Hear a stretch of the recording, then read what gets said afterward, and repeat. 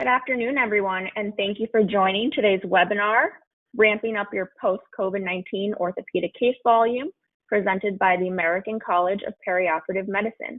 Just a couple of housekeeping items before we get started. Attendees are in listen-only mode. If you have any questions at any point during this webinar, feel free to submit your questions using the question pane, which is located within your GoToWebinar control panel. Without further ado, I will pass the mic over to Leslie to begin with speaker introductions. Thank you, Nicole. Hello, everyone. I am Leslie Basham. I am the President and Chief Operating Officer for Surgical Directions. Joining me today is Jeff Peters, who is the CEO and one of the founders of Surgical Directions, and Tom Blasco, the Senior Physician Managing Director and also a founder of Surgical Directions. So I want to take a little bit of time before we dive in, just 30 seconds or so. Some of you may already be familiar with Surgical Directions, but for those of you who are not, I'll just spend a little bit of time to say who we are. So Surgical Directions is a leading healthcare solutions company that focuses on driving financial and organizational results for hospitals, ASCs, and physician groups. We typically generate around 10 times return on fees and provide consulting, leadership placement, and digital products for surgical services and OB departments.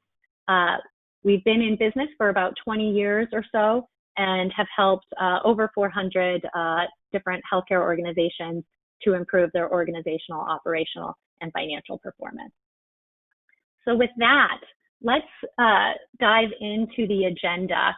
So if we flip to the next slide here, we want to cover 3 key objectives. First, how has COVID-19 affected surgical services and the financial performance of hospitals and ASCs? We'll put an orthopedic lens on that. We also want to cover what are the immediate solutions that you can do as healthcare providers, physicians, or administrators to implement, that you can implement today to compensate for the lost revenue that may have been incurred via the postponement of elective surgeries. And then also, what should hospitals and ASCs be doing now in orthopedic surgery to plan to accelerate the recovery from the COVID-19 crisis. And as Nicole mentioned at the beginning, we will leave time to answer people's questions at the end of the discussion. So I encourage you to write your questions in and we will address them at the end of the presentation. So if we flip to the next slide, COVID-19 is having a serious financial impact on hospitals, ASCs, and physician groups. This is not a surprise to anybody listening to this webinar. The impact, though, the scale of the impact may be, there's been far greater financial pressures on healthcare organizations than would have been expected. So while the ICUs may be overwhelmed with COVID patients in some regions, other departments like orthopedic surgery or primary care have seen a sharp decrease in volume.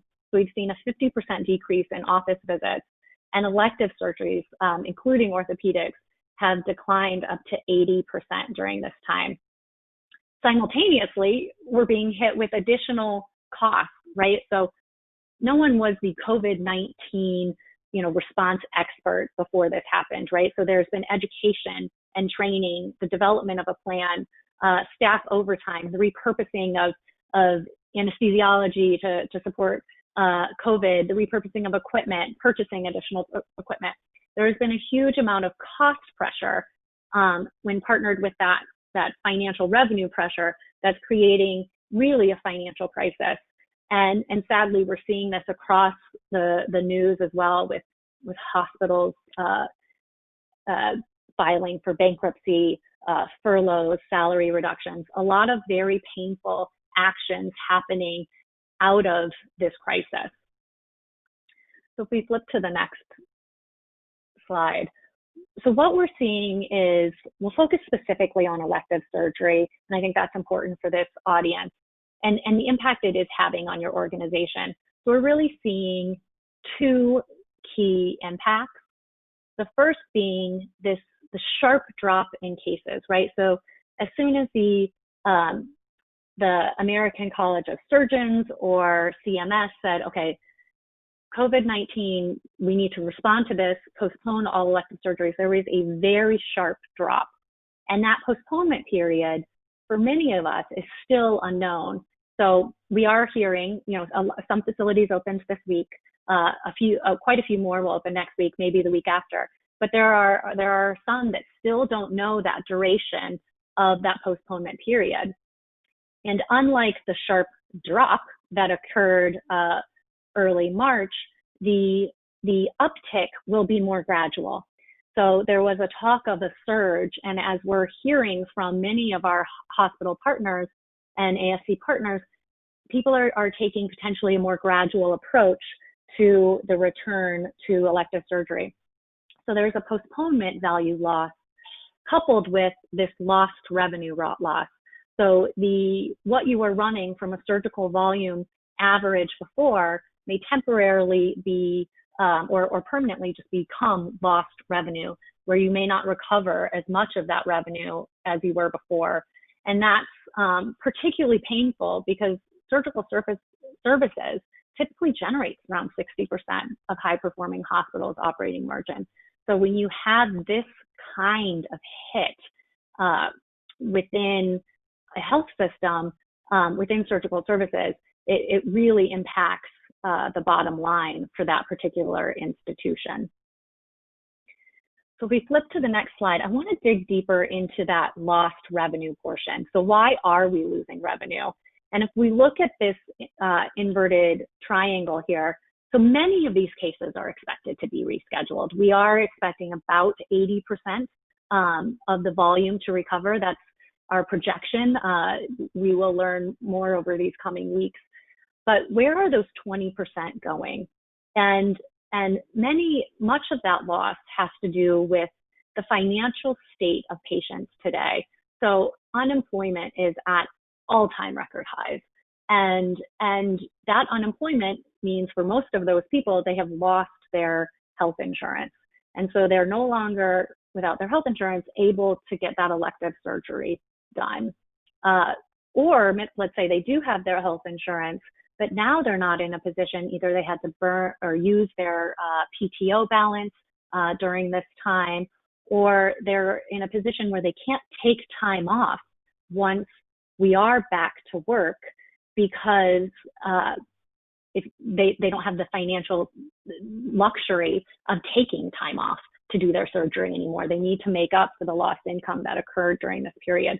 So we're really going to see financial pressures, and then harder to size, but just as important is the mental or emotional anxiety that this is having on patients. And so we expect also quite a bit of patients postpone or cancel the procedure that they may have been initially a little bit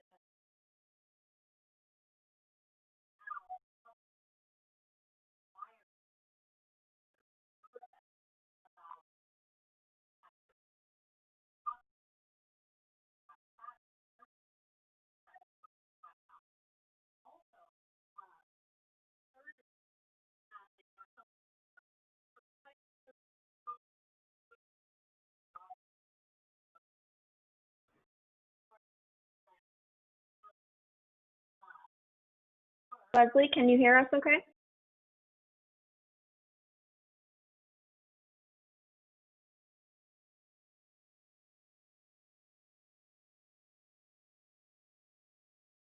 Well, we flip 2 slides. I think we might have lost Leslie.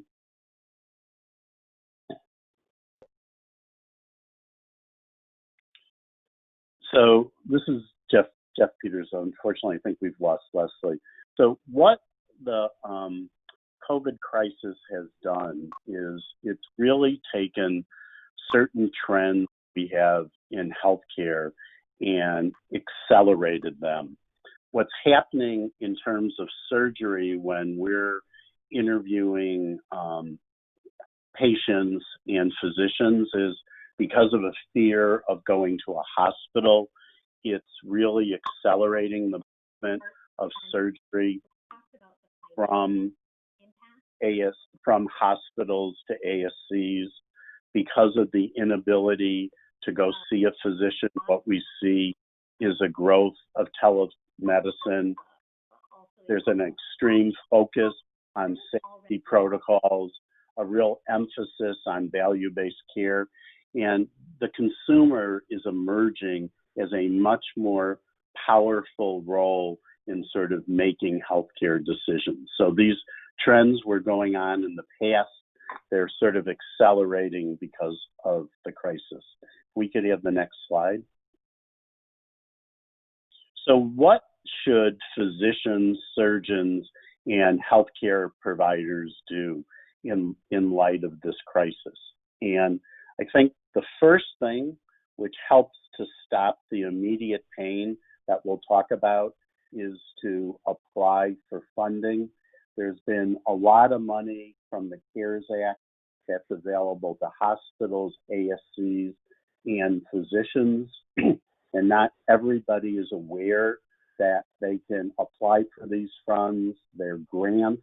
They don't have to be paid back.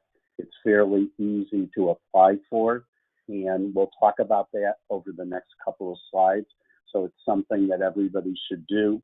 And then both for your practice and for the surgical environment, what do we do to plan for this big influx of orthopedic cases we see as the states begin to give permission to do elective surgery again? We've seen a 60% drop in elective surgery within hospitals. Most ASCs have really stopped doing elective surgery, and most surgeons' practices have seen a 70 to 90% drop in volume. So it's been pretty significant. If we could have the next slide. Under the CARES Act, which is this big stimulus, there's been $175 million that's made available to help compensate providers for the increased cost of dealing with COVID, and particularly for hospitals, ASCs, and surgeons to try to cushion the financial blow. And there's been about $60 billion that's been put out now that's available.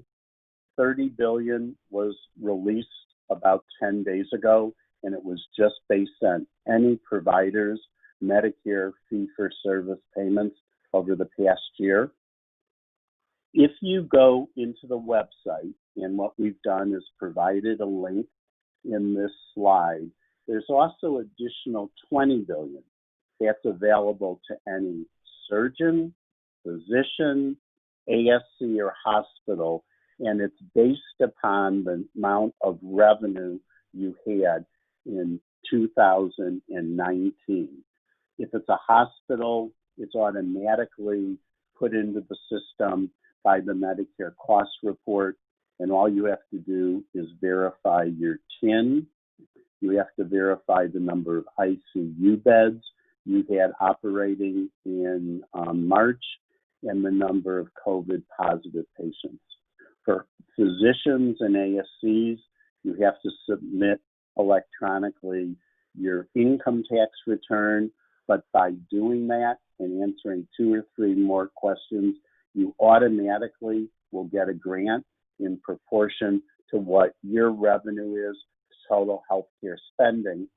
And then there's a third bucket that is really prioritized for hospitals and facilities dealing with a high COVID-19 patient mix. So that is one you also have to apply for. What we're finding is, if we could have the next slide, is a lot of organizations don't know that they're eligible to apply for this, and there's money that they could get that have very few ramifications to pay back that they're not applying for. And all you have to do is to document, because there will be a later form to fill out to justify the expenses is what's the revenue that you lost because of COVID? If you were seeing 100 patients a day in your practice last year and it's dropped to 20 patients a day, that's all you have to do is keep track of that revenue loss, the money you spent on additional medical supplies and equipment. If it's a hospital building new ICUs, all of those are reimbursable. What isn't reimbursable under the CARES program are expenditures that are paid for by insurance. Anything that a patient can bill their commercial insurance for, Medicare, Medicaid, that's not reimbursable. The other warning is you need to be careful.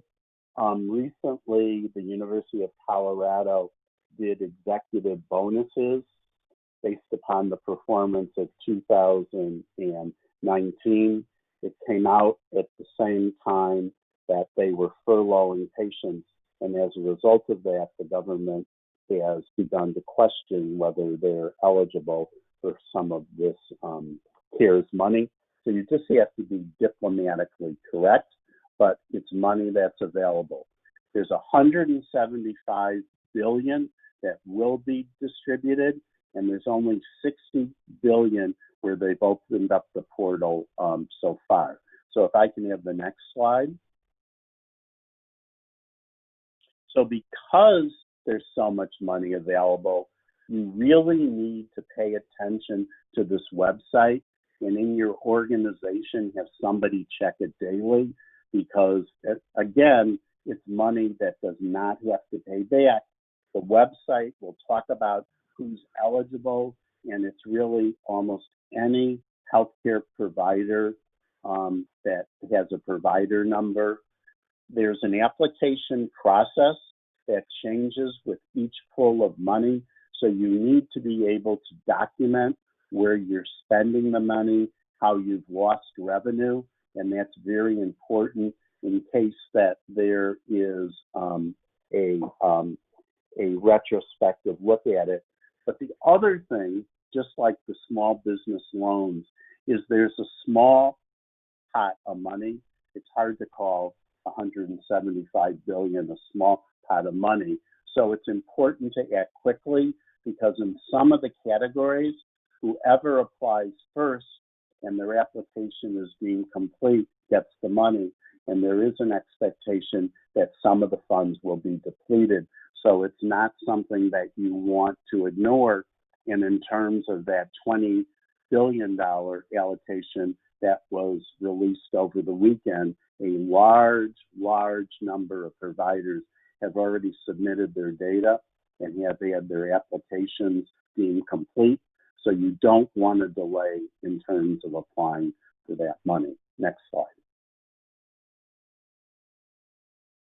So how do you organize to really recover? And what we're seeing is better performing physician groups, ASCs, and hospitals have really established a COVID-19 recovery council. It includes finance, because so much of this is driven by changes in the financial status of our organization. It's also important to have information technology there, because we need to keep track of the information. And what's critically important is having operations, your medical staff, your nursing personnel and administration. What we want to see is a group that can collaboratively look at what's going on and then collaboratively develop an action plan. So if you go to the next slide, please. So what that action plan looks like is really getting the key stakeholders to talk about the problems and to talk about their priorities. There is a backlog of cases, but the people that are most in touch with what is the backlog and what is the urgency of the cases are the surgeons. So you need to have constant communication with the surgeon's office, Who do you have that needs surgery? What's the urgency from a medical standpoint? What do we have to do to get rid of your backlog and to meet your needs? It's that constant communication. And as Leslie said earlier, we've got almost 20% of our workforce that is no longer employed or has been furloughed. So lots of people that were planning to have surgery can't afford surgery. So we're going to want to connect with those patients to understand what's going on, to overcome their fears of going into a healthcare facility in light of this virus and the fears of getting it. We're also going to have to work with those patients in terms of out-of-pocket. Patients have been unemployed. They're fearful of losing their job if they have a job now. So we've got to be flexible and re-examine in terms of how we're going to ask for out-of-pocket payments. And we just have to, on the basis of all this information, optimize our services. So if we could go to the next slide, please. What we've really looked at is the 6 P's of how to prepare for post-COVID recovery. And the first one is to develop a plan. What is the plan? How many resources do we have? How are we going to organize our resources? How are we going to form this governance council? We also need to be very aware of policy and regulations. The American Academy of Orthopedic Surgery, the CDC, the ASA, the American College of Surgeons have given me guidance as to how we manage surgery in light of this crisis.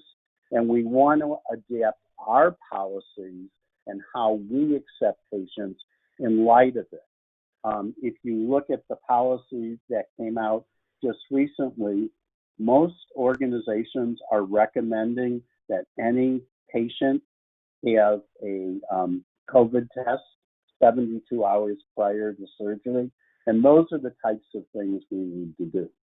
We also need to create a prioritization list of how we're going to accept backlog cases. We first have to deal with cases where delay could harm the patient's ability to use a limb or permanently damage a cancer patient where delaying it might be advanced. But what's the priority and how do we prioritize who gets block time after we come into operation again and how we sort of phase back up? If I could have the next one. The next thing we have to pay attention to is how we manage our patients and our processes in light of this COVID-19 epidemic. We talked about that patients need to be tested prior to day of surgery. We want to do a temperature test that day of surgery. We also want to make sure all staff members and all surgeons have a weekly COVID test to make sure that we're not exposing patients and other healthcare providers to the risk. There's a whole different process that Dr. Blasco will get into for the intubation and extubation of patients. It's not going to look the way it looked before, and it's going to take more time. So that what we're seeing is the turnaround time for cases that are now done is going to be at least 50% longer than prior turnaround times have been. So that's vitally important. If I could have the next one, we also need to pay attention to the space, the place. We're going to have waiting rooms where chairs are at least 6 feet apart and try to restrict visitors in the waiting room. In our PACU, we need to make sure that there are 6 feet between patients and the patient is wearing protective equipment in addition to all of the providers throughout the center. So it just changes our standards of care and it makes it really much more complicated to provide care. And the final piece is in terms of the patient. What this environment has done is really encouraged us to be much more in communication with the patient. What's been going on with them from a health standpoint? What are their fears? What are their concerns? We not only have to test the patient prior to surgery, but we also need to communicate with the patient daily for 5 to 7 days after they've had surgery. And in certain cases, what they're asking is that they have a COVID test 3 days after surgery to make sure that there's no complications. So what this crisis has done has really changed the manner in which we've organized care, and surgical care was complicated before it. It's reached an incredible level of complication now. And with that, I'm going to turn it over to Dr. Blasco, who's going to try to explain how we deal with these complications. Tom? Thank you, Jeff. What I'm going to be talking about is a lot of actualizing kind of the joint statement from the American College of Surgeons, the AHA, the ASA, and ARN. Surgical Directions had a lot of experience over the years of basically taking recommendations and guidelines and actually implementing them. So I'm going to be talking about this in a number of ways. How do you get from a guideline or a statement to an actually a safe implemented process that basically protects your patients and your caregivers during this COVID crisis? So let's start with getting the patient to the operating room. As Jeff said, the key for this is to develop a leadership body that's empowered to guide and sponsor change.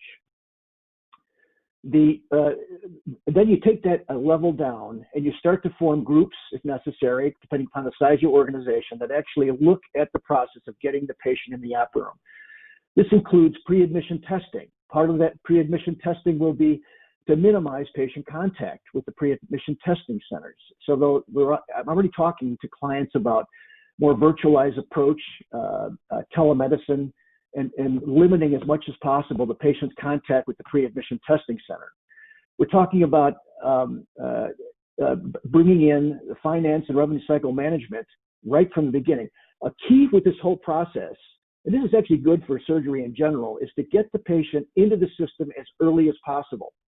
Many hospitals, and this is reality, many hospitals have a lot of variation and inconsistency in patient preparation. From both pre-anesthesia testing to financial pre-authorization to a variety of these issues. There's a lot of differences in scheduling. A lot of this stuff is relatively last minute. We were at a hospital this morning where 35% of their elective, their surgery in their operating room, and this is a tertiary care hospital, is scheduled within 24 hours of surgery. You cannot expect to create a COVID-safe environment that your patients will work with if everything is last minute. And so you're going to have to be much more careful in your development of your pre-surgical patient preparation and scheduling process. Let's go to the next slide. The key, and Jeff mentioned this, the key to this is to start to really involve and develop a careful roadmap for the patient as he or she moves through this pre-surgical process.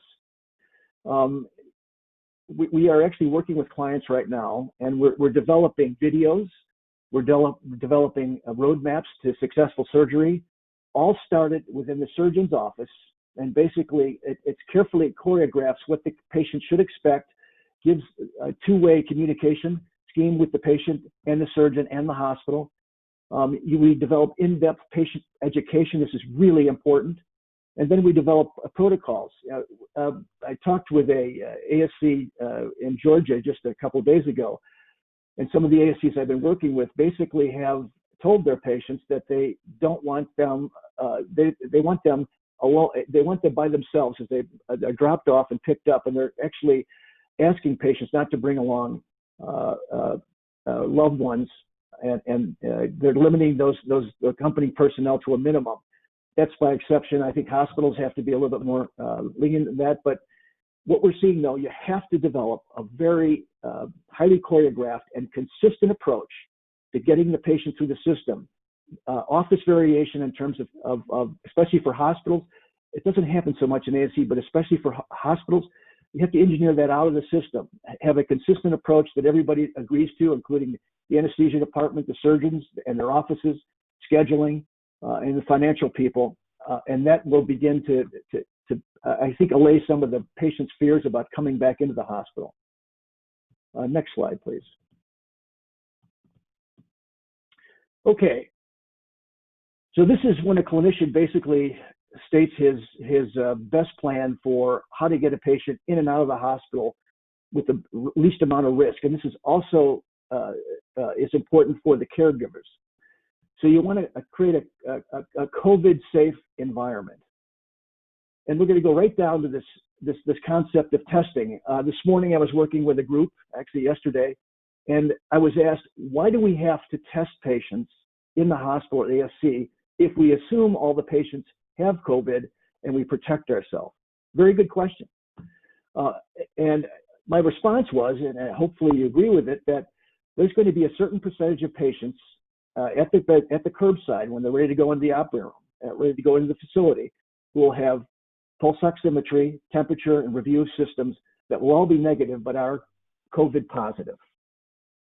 And it's estimated anywhere from 5 to 10% of those patients will be COVID positive. It depends on the area. And if a patient undergoes elective surgery and then comes down with COVID, the post-op course is obviously much more complicated. So the question is, when do you test and how do you test? Okay, I'll give you as of today, it may change by tomorrow.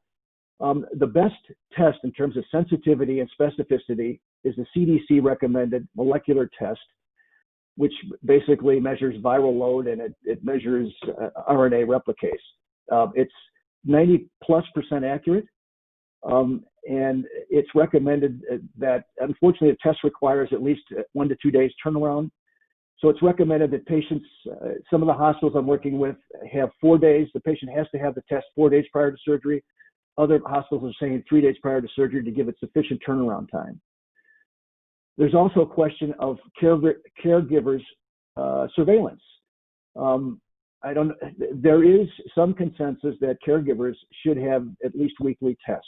That obviously assures them that they're in a COVID-free environment, also assures the patient. Is full PPE protection necessary? And at least as of today, using the joint statement, we would suggest that yes, full PPE protection is necessary. What does that mean? For most surgical procedures, it means that an N95 masks, gown, and eye protection and gloves are indicated. When you're dealing with more difficult situations where there's atomized or aerosolized contaminant, or in procedures that produce a lot of fragmentation, such as total knee surgery with drilling and sawing, that you go one step further and you use a hood, a surgical hood. I think there's a lot of orthopedic surgeons on this call, and your hood, which is called a PAPR, which is a powered air purifying respirator, as you can see in this bottom photograph, generally should be worn by all people in the room, not just the people that are performing the surgery. So what you see here are two photographs. The first photograph was actually taken, they're both taken in a freestanding surgeon-owned ASC. I'm administering a ductal canal block as part of a multimodal pain management technique. And what's of importance, you could see the surgeon doing injections. This is a cocktail of Exparel, Marcaine, Toradol, morphine, and epinephrine. It's an 80 cc mixture with the 266 milligrams of Exparel. And he's doing a careful small aliquot injection throughout the capsule. We're seeing, and this is specifically for orthopedic joints and hips, we're seeing 2 to 3 days of nearly no pain and a minimal use of opiates in the entire perioperative period. So we're also recommending very strongly that whenever possible, you use these multimodal pain techniques like Exparel and blockage. You avoid the intubation whenever possible, and you do state-of-the-art stuff. For example, this patient here received a GABA agonist, Tylenol, and a NSAID prior to surgery, in addition to the adductor canal block, and then the injection of Exparel Marcaine mixture. We've done hundreds of patients and sent them home within an hour or so after surgery. The same kind of concept can be used for a lot of different types of surgery and should be used for a lot. For example, the surgical home and expedited recovery after surgery. A couple of things. As far as that turnover, Jeff mentioned it quickly. If you intubate a patient, it is recommended by the joint statement and also ARN and many infectious disease people that the air exchange must occur to 99% of what occurred at the time of intubation. That it could take anywhere from 12 minutes to over 30 minutes, depending upon your facility and your HVAC system. So let's say you intubate a patient. The only people in the room should be the anesthesiologist or anesthetist, maybe a nurse circulator that are properly protected. You have to wait at least 12 minutes to 30 minutes before bringing in the surgeon and the surgical team. That's recommended. As far as extubation goes, the same process. At least 12 to 30 minutes of time spent before the cleaning crew can come in to clean the room. So you're going to have, especially in complicated cases, longer surgical time as well as longer turnover time. That should be expected. What else? Have I done everything else? Pretty much everything on this slide. I also would like to suggest that you start with simple procedures first, both from either in the ASC or the hospital. Start with something that's simple. The patient's discharged that day, and you can develop your system and work out the kinks and tweak it as appropriate. So next slide, please. Okay, so we talked about preoperative preparation. We've talked about the day of surgery. Let's talk about how do you prioritize and then to build a schedule based on your backlog. As Jeff said, you're going to have certain patients that will not want to come back for a variety of reasons to the hospital or ASC operating room.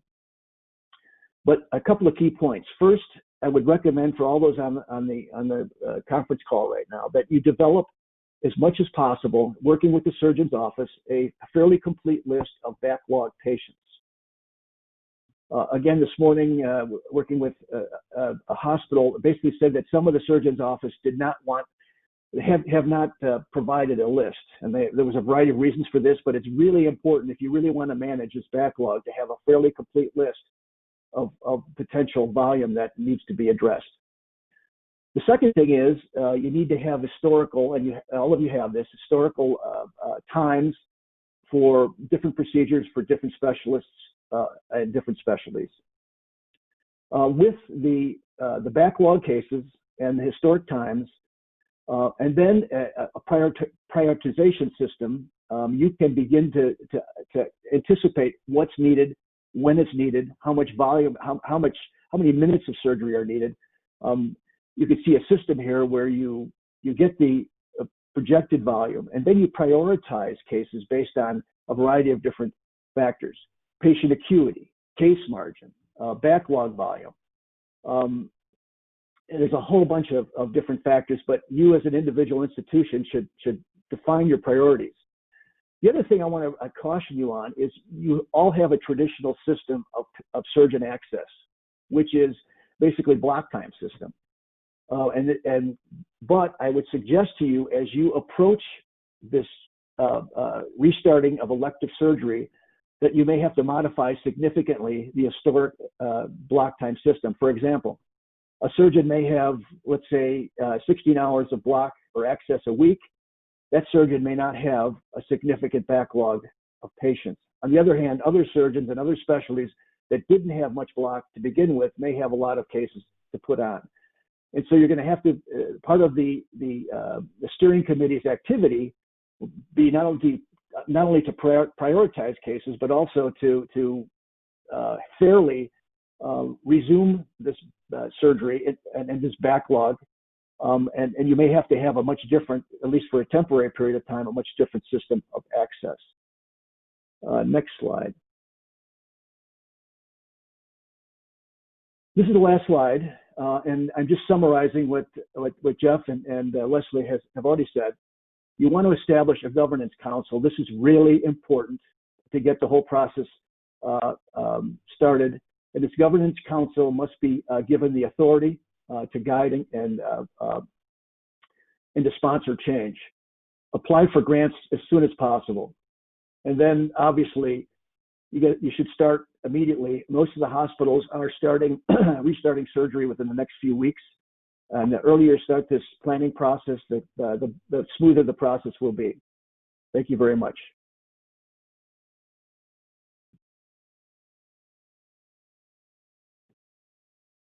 Excellent. Thank you so much for your presentation. As a reminder to all attendees, please feel free to submit your questions using the questions panel within the GoToWebinar control panel. And we will now shift to the Q&A session of today's webinar. All right, the first question. Sports cases are fast. What's the spacing required in the recovery room? Recommendations or guidelines? Yes, yes.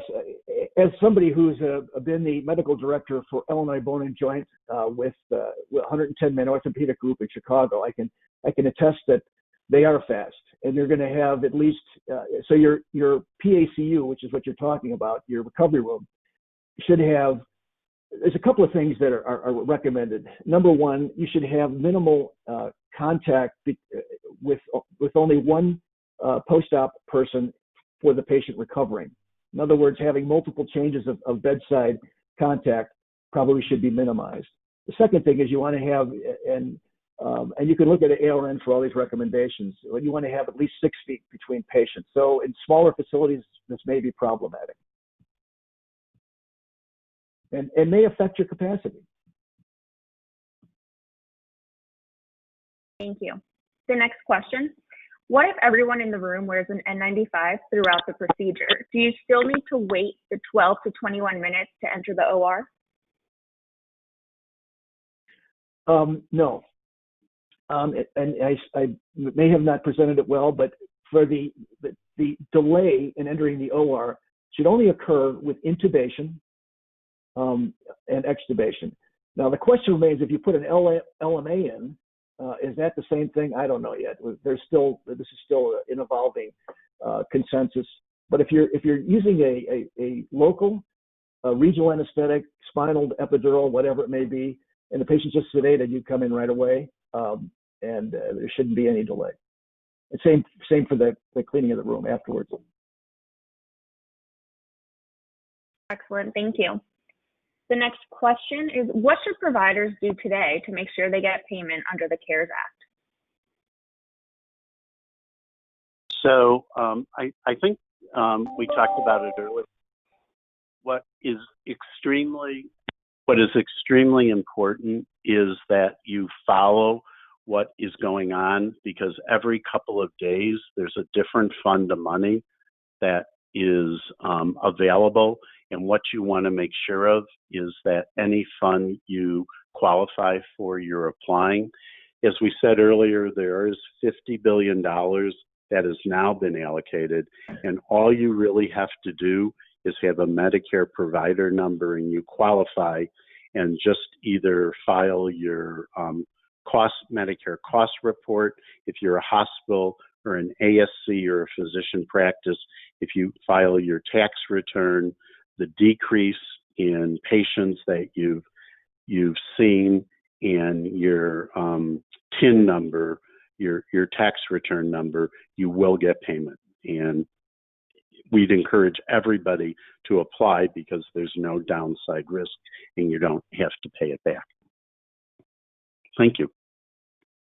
Fantastic. Thank you for that information. The next question, for a standard total knee replacement procedure, what is the estimated added time for COVID precautions? 50% was stated. Is that approximately an additional hour? A good question. So first of all, you would assume because you're doing drilling and a lot of manipulation, there's a lot of particulate matter in the air. There's no problem with usually these patients are not intubated. Many of them are done under spinal. So how do you handle a patient who has this kind of, it's different from an intubation issue. First of all, assume that this particulate matter is contaminated. And what the nurses are recommending and what physicians are recommending are the following. After the case, though, it's a normal induction. You no delay if you're doing a regional type approach for these total knees. There's no delay. You can start right away. But at the end of the case, all the instruments are placed within the cabinet. All the instrument trays are placed within the cabinet, and the cabinet's wiped down, and it leaves the room immediately. The patient leaves the room, and then you add whatever to get the 99% air exchange. You add about depends on your facility, anywhere from 12 to 30 minutes of additional time after the patient leaves the room for the 99% turnover. So it's about a half an hour using this scheme, about a half an hour extra between total joints, and that's turnover time, not case time. Thank you. Thank you. Thank you. The next question, what will be the impact of COVID on the manner in which we deliver and organize perioperative care? Well, that's a great question. I've talked to people in the last week or two that basically said, from now on, anesthesia providers will always wear N95 masks forever. I'm not sure if that's going to happen, but you specifically asked what has to change with COVID and managing this backlog of patients. Well, as we said before, I'll stress it again, you have to develop a consistent system of patient preparation that includes workup, lab testing, financial issues, scheduling process, patient education. It's got to be highly choreographed, and you have to engineer out. I'll just give you an example. Tomorrow morning, I'm actually presenting to a group of surgeons at a major hospital the following concept. You get your patients into the operating room, prepared for surgery, both from a clinical and financial perspective. You want to have your patients ready for surgery, completely ready for surgery within 72 hours, greater than 72 hours prior. This is for elective cases prior to the date of surgery. So again, highly choreographed, consistent throughout the entire surgical community. And then whenever possible, get your patients into the system, prepared, educated as early as possible. So I think to sort of add to that, there's going to be a lot more time and a lot more attention spent on making sure you understand what's going on with that patient medically 72 hours before surgery. You need to make sure that they have access to the tests, and you need to prepare them that in many organizations, they can't have a loved one or family member with them because we want to minimize the number of people that are in the healthcare environment. So it's going to be a little scarier. We're going to have staff that actually go out to a patient's car to bring them in. We're going to have to have one provider that takes care of that patient through the pre-op and post-operative recovery, and then we have to take them out to the car.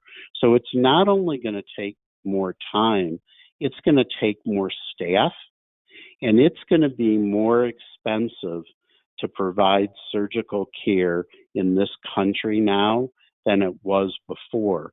And that is going to be a problem because if you add 20, 30 minutes to a case, that's very expensive. It's also expensive because surgeons can't do as many cases in an 8-hour block in this new environment as they did before. So it's frustrating because surgeons are trying to make up for lost revenue over the past 6 months, and they want to get more cases done, but they're not going to be able. There's going to be incredible pressure for more flip rooms so that we don't have to wait as long when a patient is in the room, so there isn't the normal turnover time.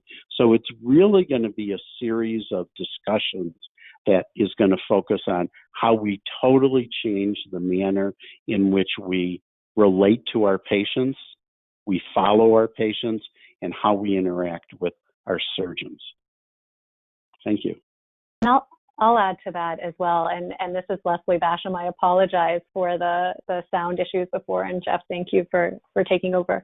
But I think another trend that builds on what Jeff was saying with this additional patient anxiety, I think they're going to have greater decision-making power, and they'll have a little bit more driving some of the decisions, as well as thinking about where is the right place to do that case. And as we talked about before, there will be this accelerated shift to ASCs. There will be a greater interest, I think, in the patient and the family to do the surgery or the procedure in the ASC. So I think when we think about the future of perioperative management, we need to be thinking about also where it is done and figuring out ways to get that patient out of to reduce the length of stay post-procedure. And that also couples with the shift to the ASC. Thank you.